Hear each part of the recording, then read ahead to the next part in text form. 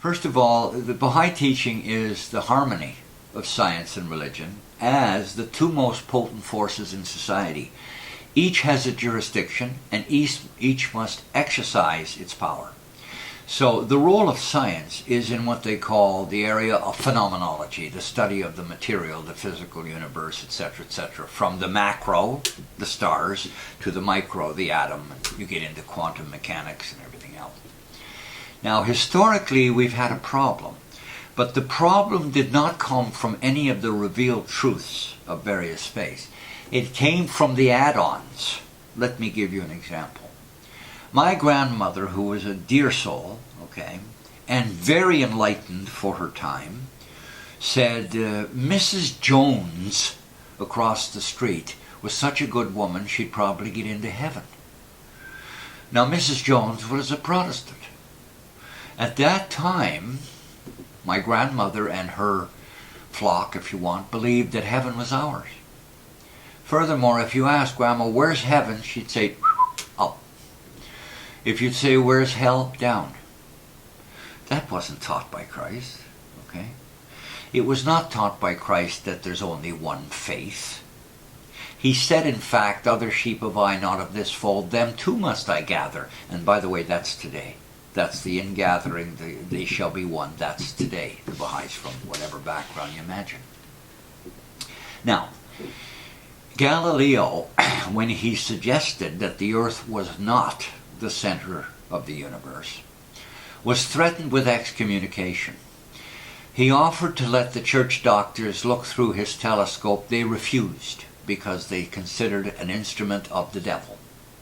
Now, the whole notion of devil, of hell as a place, of heaven as a place, does not come from anything authoritative. It doesn't, okay?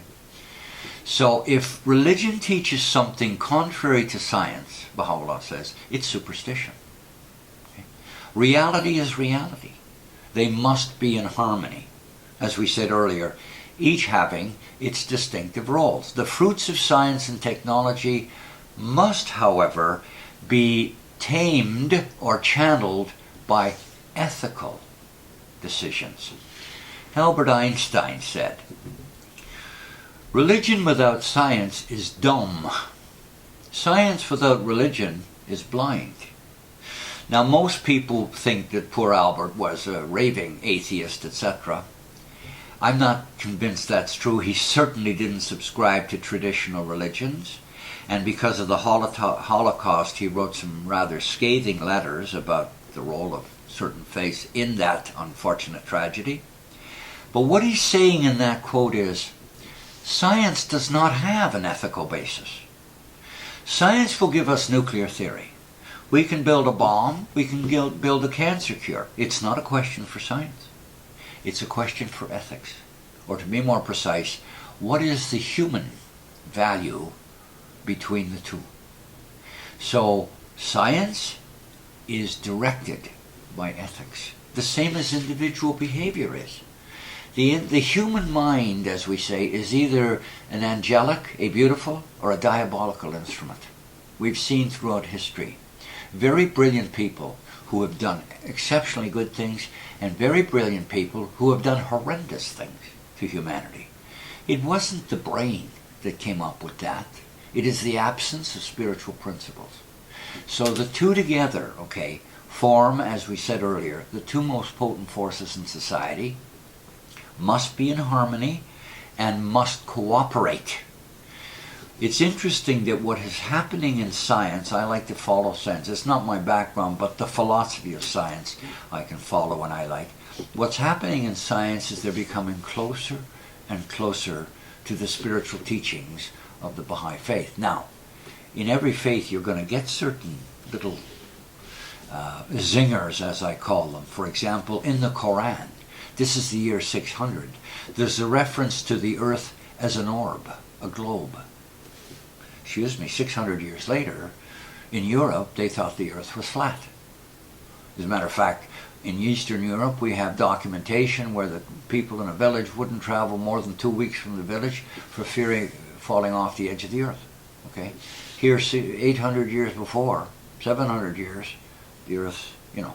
There's another reference, you split the atom and you'll find the sun. And the Baha'i writings have a number of, if you want, pointers to the role of science, and a couple about the nature of science. Okay. For example, every fixed star hath its planets, and each planet creatures the numbers of which no mind can compute. Now, I'm not going to get into the existence of aliens. Wouldn't surprise me if there's other intelligent life. But that leads us to a second question. When we talk about what it is to be human, we need to, in my opinion, get our heads straight and concentrate less on whether we come from apes, okay, or we used to drag our knuckles, okay. Yes, we have evolved, Abdu'l-Baha says, okay. We have evolved and become more finer of form, more graceful, more intellectual, and more spiritual. That's what civilization is about. But the distinguishing characteristic of the human being is not physical. It is intellectual. And even there we have to distinguish, okay? Because dogs have intellect. The most intelligent dogs can have the IQ of a 2-year-old, okay? I love dogs, by the way. But they do not have what distinguishes the human being. The capacity to understand the reality of things. That's what makes us human. That's why we are given, in this age especially, such a quantum leap in both science and its offspring, if you want, technology, and religious revelation, which helps us understand the phenomenal world and also understands ourselves as human beings, what we are created for. We are created for service. We are created to become noble.